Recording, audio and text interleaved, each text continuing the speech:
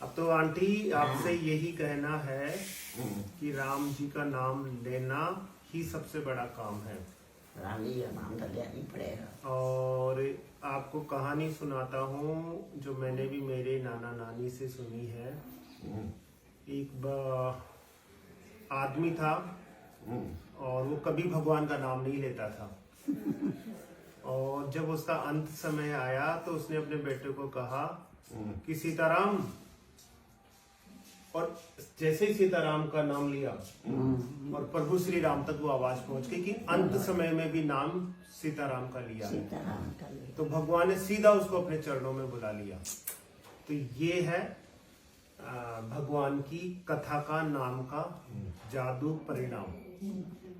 और ये सीताराम का नाम इसलिए बड़ा हो जाता है कि वो राम ही थे जो अपने पिताजी की आज्ञा के लिए उनके दिए हुए वचनों की पालना में खुश होकर प्रसन्न होकर 14 वर्ष को वनवास निकल गए।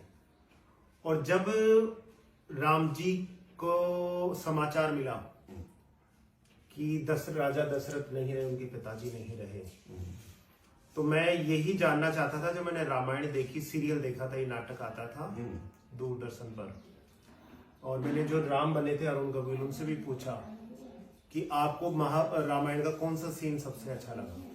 तो जैसे ही राम को ये समाचार लगा तो उन्होंने कहा कि राजा दशरथ नहीं रहे। तो उन्होंने लक्ष्मण से कहा, लक्ष्मण हम अनाथ हो गए।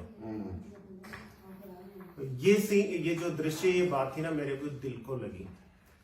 और ये मेरा मानना है कि जब तक आपके ऊपर माता पिता का साया रहता है ना, तब तक, ये साइंस तो नहीं है लेकिन साइंस से बड़ी चीज है, विज्ञान से भी, कि उनकी जो आत्मा है ना, उनकी भावनाएं ये बोलती रहती है कि मेरा बेटा कहाँ है, कहीं दुख में तो नहीं है, कहीं चोट तो नहीं लगी है, कुछ ऐसा तो नहीं है।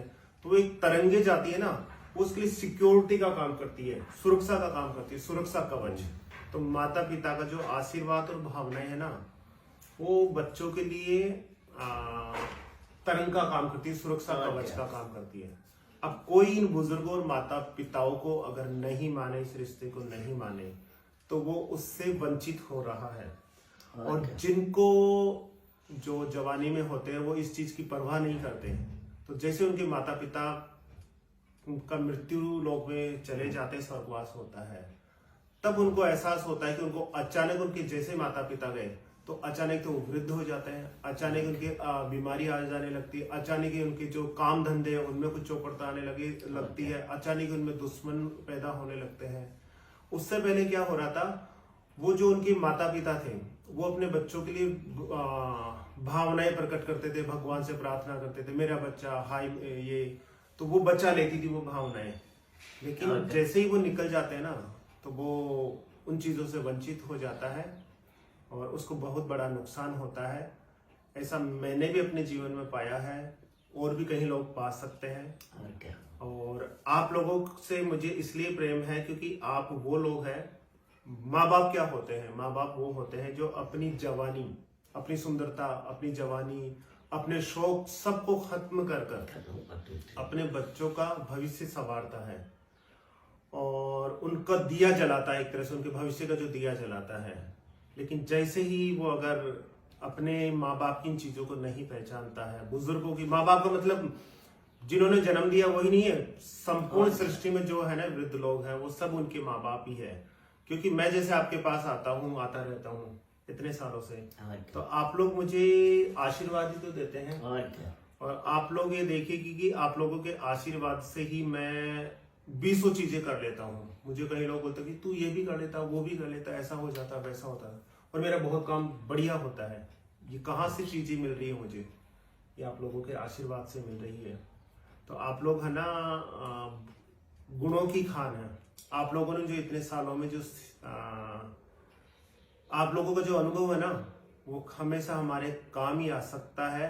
वो धन आप पैसे देकर जाओगे ना चाहो अपने बच्चों को, लेकिन आपने अपने बच्चों को जो गुण दे दिए, जो आपने सीख दे दी, जो आपके साथ घटित घटनाएं थी वो बता दी और वो बच्चों ने मान लिया, ये सबसे बड़ा धन है। और ये पूरे भारत नहीं पूरे विश्व की पूंजी है ये। अब हमारे यहाँ तो देखो धर्म जो सनातन धर्म है, संस्कृति है, उसमें तो कभी वृद्धाश्रम इन चीजों की जगह ही नहीं थी। ये तो पाश्चात्य जो विदेश में जो अंग्रेज लोग होते हैं उनके यहाँ पर ये जरूर सिस्टम था। तो उनके लोग, उनका जो देश है ना वो खत्म होते जा रहे हैं। उनमें परिवार कुछ है ही नहीं और उनमें सुरक्षा है ही नहीं। तो वो लोग इन चीजों से परेशान होकर उनका जीवन खत्म होता जा रहा है। और वो लोग भारत की तरफ देखते हैं, भारत की संस्कृति को देखते हैं कि यहाँ इतने परिवार वाले रहते हैं, सब साथ में रहते हैं। यहाँ ऐसा नहीं कि 18 साल का बच्चा हुआ और दूर चला गया, वो हो गया। यहाँ सब हमारे उसमें रहते हैं। ये सृष्टि का आधार है, जीवन का आधार है, जीवन को शुभ बनाता है। शुभ विचार जब होते हैं तो हम शुभ कार्य भी करते हैं, यही शुभ जीवन है। हम सब ऐसा कार्य करें, प्रभु श्री राम की आराध्य मानकर उनके जीवन को देखते हुए। जय श्री राम। जय श्री राम। तो आंटी